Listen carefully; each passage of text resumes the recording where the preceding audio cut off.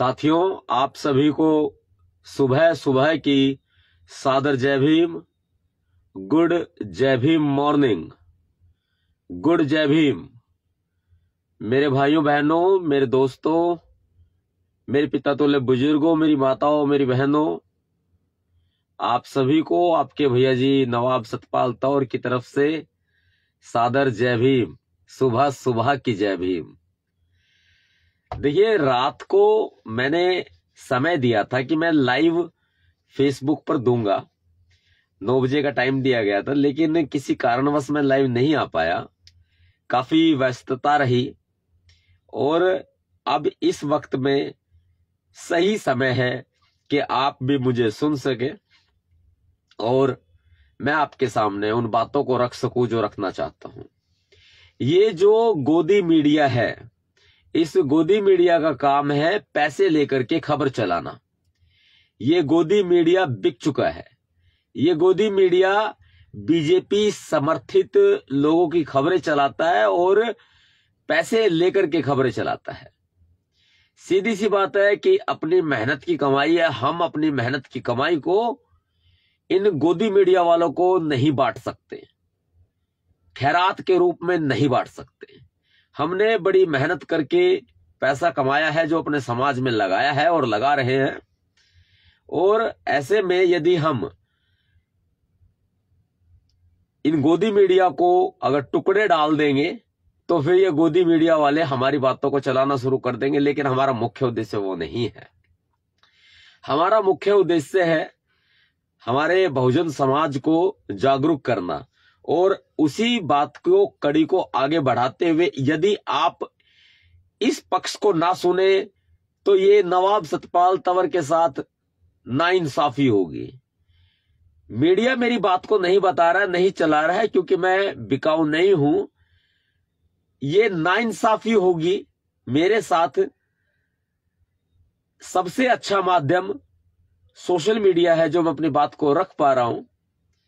और मैं यदि अपनी बात को नहीं रख पाऊंगा और मैं रख भी पाऊंगा और आप नहीं सुनेंगे तो मेरे साथ नाइंसाफी होगी।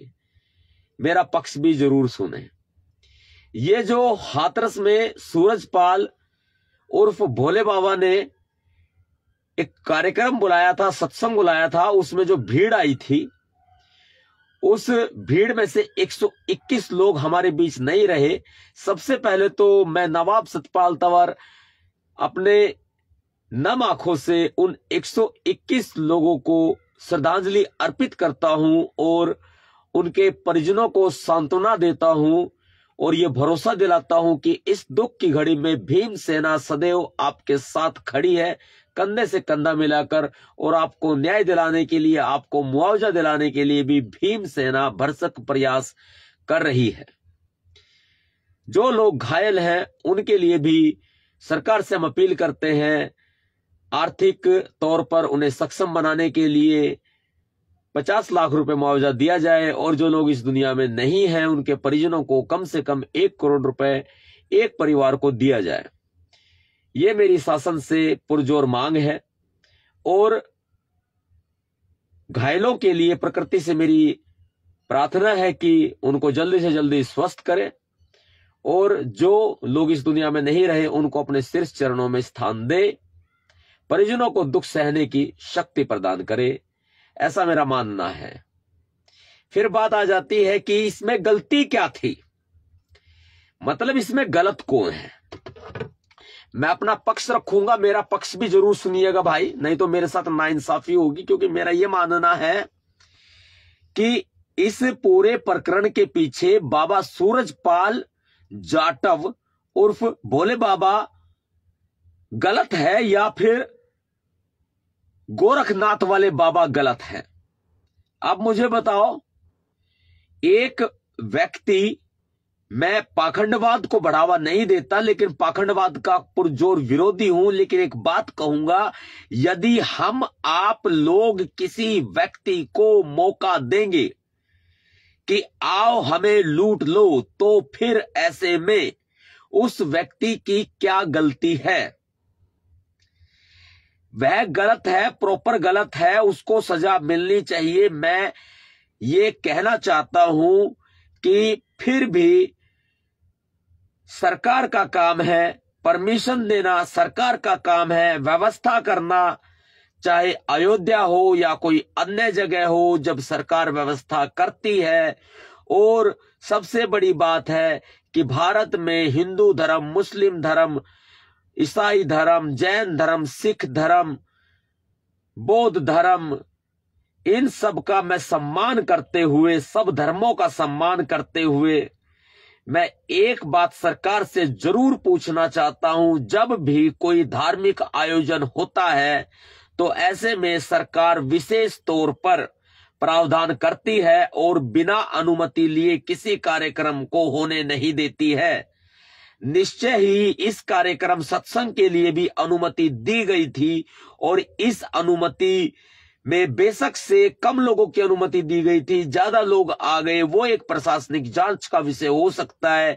लेकिन अनुमति देने के बाद सरकार ने वहां कितने पुलिसकर्मियों को तैनात किया था जिससे कि लोगों की जान बचाई जा सकती। वास्तविकता, सच्चाई इससे बहुत कोसों दूर है, जो ये गोदी मीडिया आपको नहीं दिखा रहा है, नहीं बता रहा है। वास्तविकता यह है कि इस पूरी भगदड़ के पीछे भारतीय जनता पार्टी का हाथ था। सच्चाई यह है कि इस पूरी भगदड़ के पीछे गोरखपुर के बाबा का हाथ था।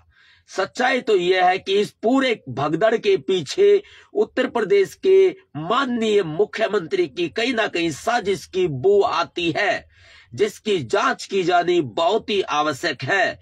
और उत्तर प्रदेश की जांच पर हमें भरोसा नहीं है तो सेंट्रल इन्वेस्टिगेशन एजेंसी सीबीआई इसकी जांच करे, पूरी भगदड़ की, पूरे प्रकरण की जांच करे।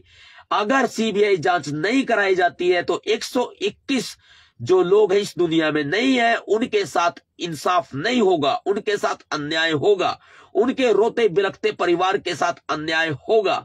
ऐसे में हम लोग सीबीआई जांच की मांग करते हैं। भीमसेना पुरजोर सीबीआई जांच की मांग करती है।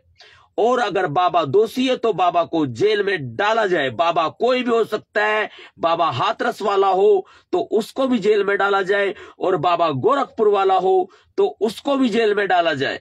इस बात को मेरी को ध्यान रखिएगा। लेकिन मैं आपको बता देना चाहता हूं कि जब सरकार का हाथ किसी प्रकरण के पीछे होता है तो सरकार जांच को निष्पक्ष नहीं कराती है। सरकार का इसमें पूरा पूरा हाथ है। और अगर इतने बड़े आयोजन के पीछे यदि भगदड़ मचने का कोई ना कोई कारण रहा होगा तो कहीं ना कहीं बढ़ावा देती है ये सरकार, पाखंड को बढ़ावा देती है। और जो गोदी मीडिया वाले हैं ये भी पाखंड को बढ़ावा देते हैं। आप मेरे लाइव चलते चलते अभी टीवी के न्यूज चैनल को खोलिए, किसी भी गोदी मीडिया के न्यूज चैनल को खोलिए, और न्यूज चैनल को खोलने के बाद आप देखेंगे आपको राशि फल बताए जा रहे होते हैं, आपको ज्योतिषी आपके भविष्य के बारे में बता रहे होते हैं, आपको तमाम तरह के टोने टोटके बता रहे होते हैं।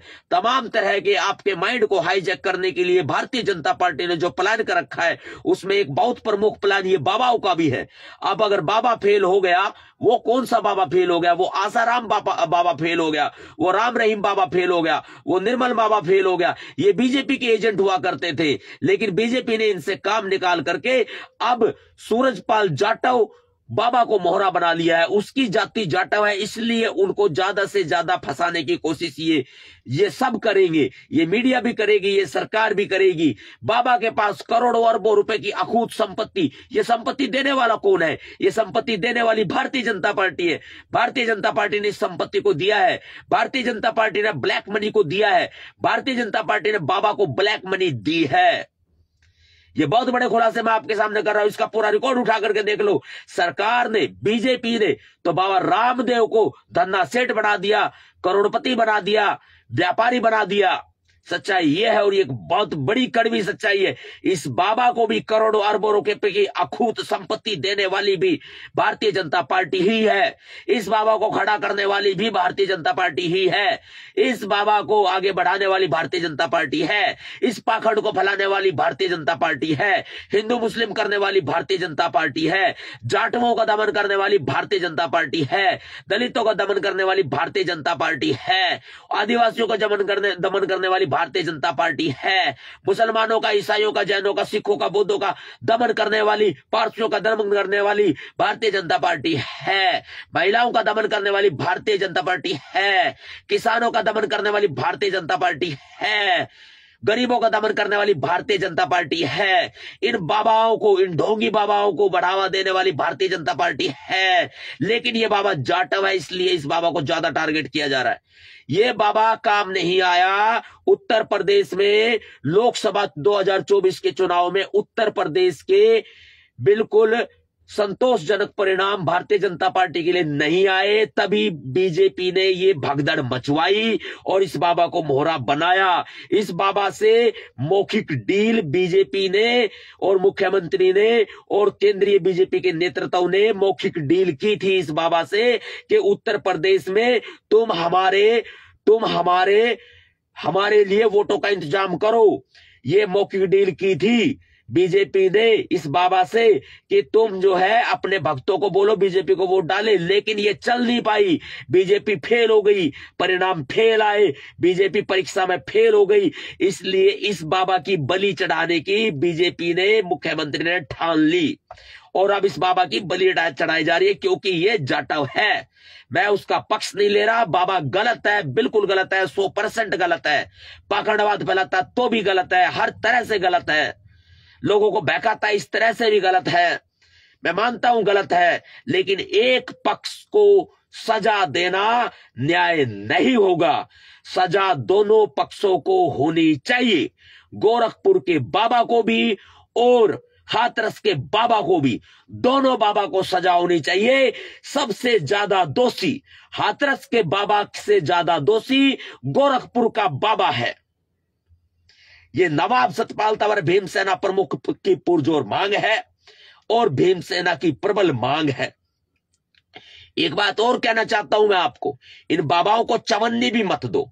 अगर पैसा देना है तो आंदोलन के लिए दो, अगर पैसा देना है तो भीम मिशन के लिए पैसा दो, अगर पैसा देना है तो बाबा साहब अंबेडकर की मूवमेंट को आगे बढ़ाने के लिए पैसा दो, अगर पैसा देना है तो हम जैसे लोग जो बाबा साहब अंबेडकर की मूवमेंट को आगे बढ़ा रहे हैं उनको 100, 200, 500, 1000, 2000, 5000, 10,000, 10 लाख, 5 लाख, 20 लाख, जितना हो सके आर्थिक सहयोग करो, बिल्कुल करो भाई, इसमें कोई दो राय नहीं है। और कोई एक जाति का नहीं, सब जाति के, सर्व धर्म के लोग जो संविधान को मानते हैं, अगर संविधान को बचाना चाहते हैं, आंदोलन को मजबूत करना चाहते हैं, तो आप अवश्य सहयोग करें। मैं आपको यूपीआई स्कैन कोड दे रहा हूं। ये जो स्कैन कोड है आप स्क्रीन से भी स्कैन कर सकते हैं, कोई दिक्कत नहीं है। देख लीजिए आप,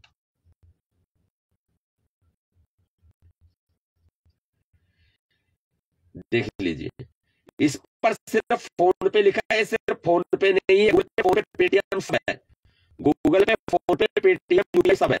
इसको स्कैन कर लीजिए, सही से स्कैन हो जाएगा। ये लो भाई,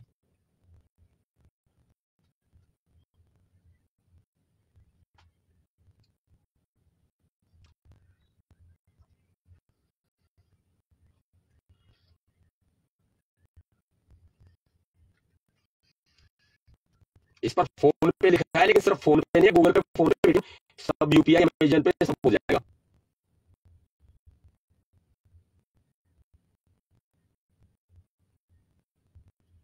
स्कैन हो जाएगा। इसमें अकाउंट नंबर हम उसका डाल देंगे डिस्क्रिप्शन